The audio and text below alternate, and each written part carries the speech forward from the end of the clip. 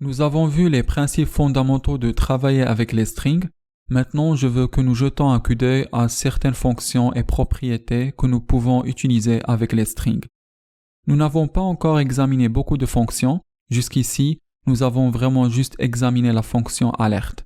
C'est vraiment la seule fonction que nous avons vue jusqu'à présent. Nous allons donc commencer à plonger dans l'univers des fonctions et propriétés. Et avant de le faire, je veux simplement vous rappeler que JavaScript a quelques excellentes documentations. Et elles vous indiqueront toutes les différentes fonctions qui sont prédéfinies dans JavaScript.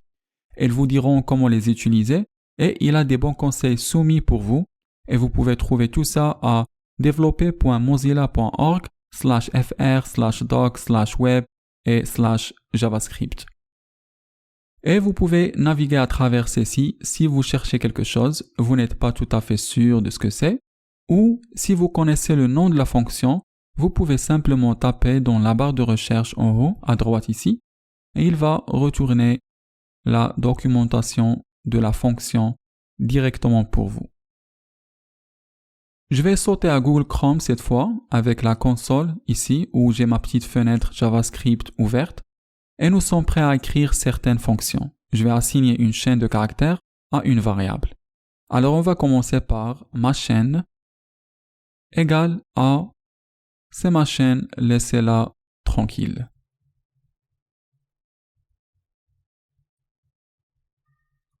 Donc maintenant je peux examiner des choses comme la longueur de ce string. Donc ce que vous devez faire c'est que vous mettez le nom de la variable, un point, et puis le nom de la propriété.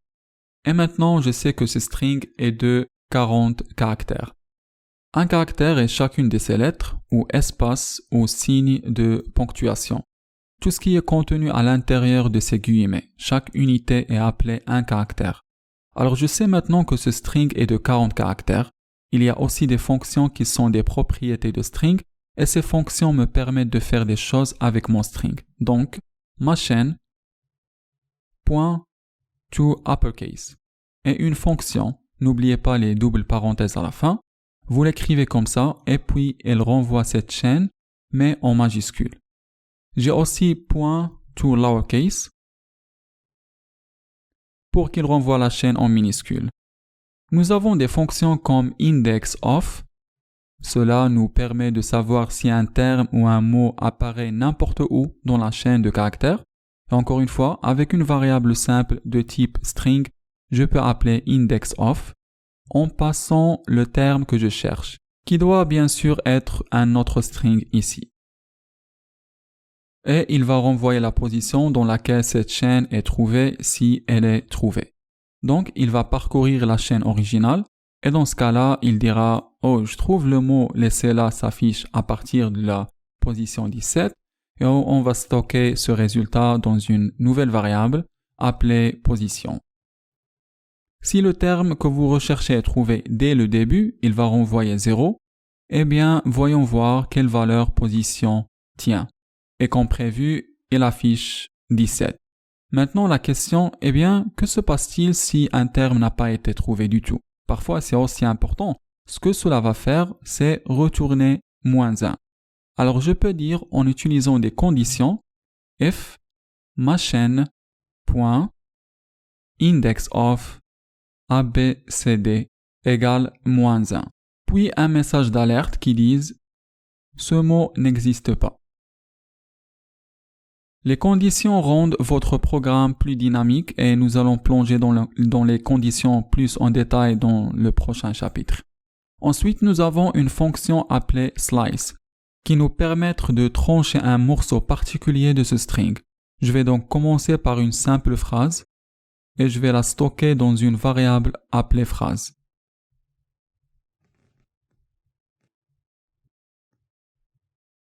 Et ce que je peux faire est maintenant appeler phrase.slice et faire passer deux chiffres, dans ce cas 3 et 10. La position de départ et la position de fin. Donc ce que cela va faire, c'est compter cette position dans cette variable phrase. Alors nous commençons le comptage à la position 0 et il va prendre de la position 3 jusqu'à la position 10. La position 10 n'est pas inclue parce que nous prenons 7 caractères, de 3 à 10. Et on va retourner cette valeur dans une nouvelle variable appelée mot. Maintenant, même si elle peut paraître comme elle le doit, slice ne change pas la chaîne originale. Nous avons donc une copie de ces lettres, mais la première chaîne reste inchangée. Maintenant, il y a effectivement d'autres méthodes dans JavaScript qui font à peu près la même chose, comme .substr.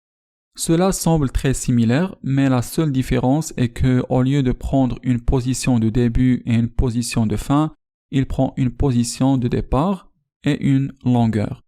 Donc, c'est un petit aperçu de quelques-unes des fonctions et propriétés que vous pouvez utiliser avec les strings.